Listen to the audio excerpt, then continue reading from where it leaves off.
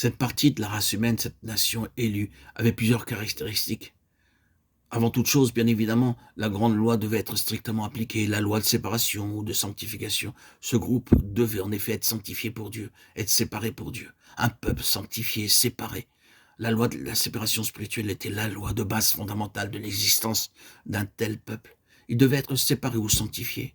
Premièrement, de manière intérieure, en esprit. Il devait avoir une conscience de cette séparation formée en eux.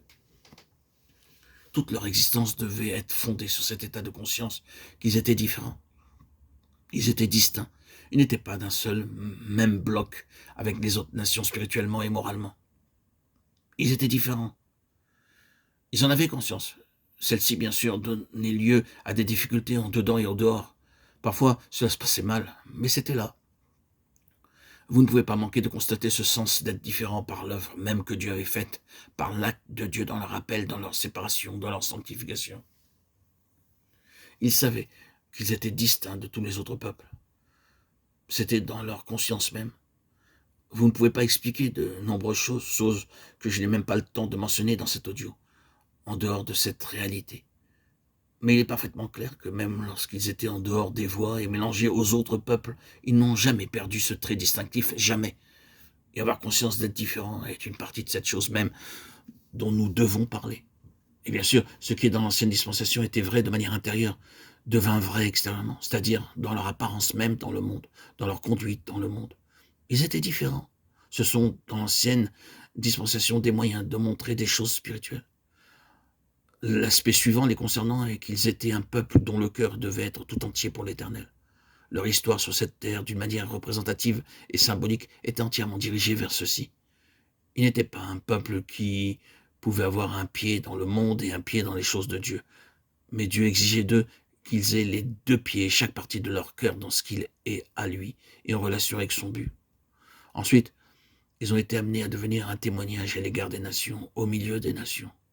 Une lumière pour les nations dans le but de leur montrer la pensée de Dieu, de faire connaître à tous les hommes ce que Dieu demande et ce qu'il s'est lui-même fixé d'obtenir. Plus encore, cette nation était destinée à être un peuple ou une nation sacerdotale, autrement dit appelée à se tenir entre Dieu d'un côté et les peuples nécessiteux de cette terre de l'autre, et d'une manière sacerdotale à servir d'intermédiaire, à amener des hommes en contact avec Dieu et Dieu en contact avec les hommes. Tel est le contenu du sacerdoce en tant que chose spirituelle. Et enfin, un dernier point pour l'instant. Ils étaient là au milieu des nations pour manifester l'autorité de Dieu sur la terre. Il y a un seul Dieu, il est un Dieu unique, il est au-dessus de tous les dieux de tous les peuples. Il est le Seigneur, le Créateur du ciel et de la terre. Et ils étaient là avec son autorité sur toute créature, s'appuyant sur eux et qui leur était confié, car il devait garantir pour lui ses droits auprès des nations. Et nous pouvons aller plus loin encore, car même si cela est uniquement mis en évidence de manière abondante dans le Nouveau Testament, nous constatons sans cesse et si manifestement à travers l'Ancien Testament que cette autorité s'étendait au-delà de cette terre. Elle s'étendait au domaine des intelligences spirituelles qui cherchaient constamment à faire éruption en vue d'ôter à Dieu ses droits sur la terre. Ce fut là le grand acte corporatif de Dieu en relation avec son dessein originel.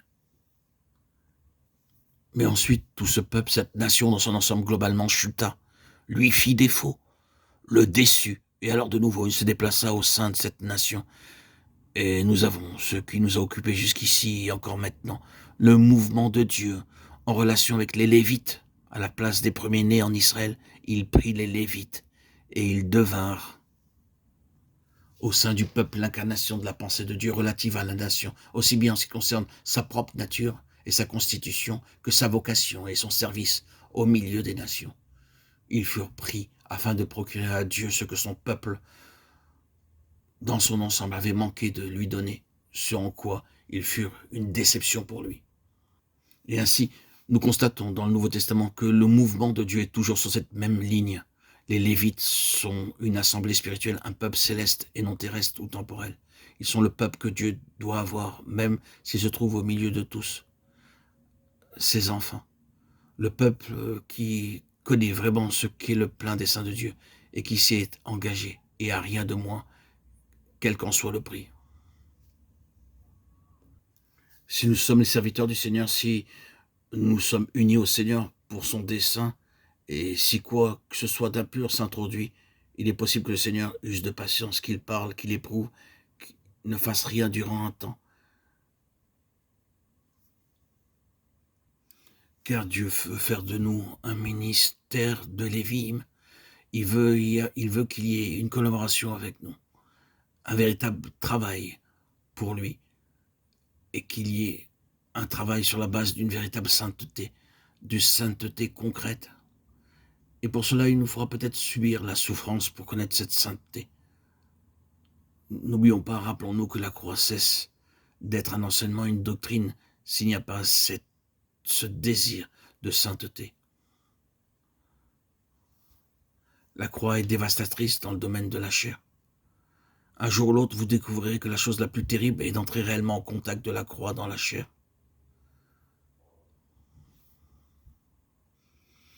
D'un autre côté, chers amis, quelle toute puissante chose est la croix, quand de manière objective, nous sommes en accord, en harmonie, en communion avec elle, quand elle n'a rien contre nous, quand nous sommes sur sa base. Ah, frères et sœurs en Christ, quelle merveilleuse puissance elle est contre les forces du mal dans cet univers, dans ce monde. Êtes-vous d'accord avec moi, chers amis, que c'est la position dans laquelle nous voulons être dans chacun de ces deux aspects, la sainteté et la puissance?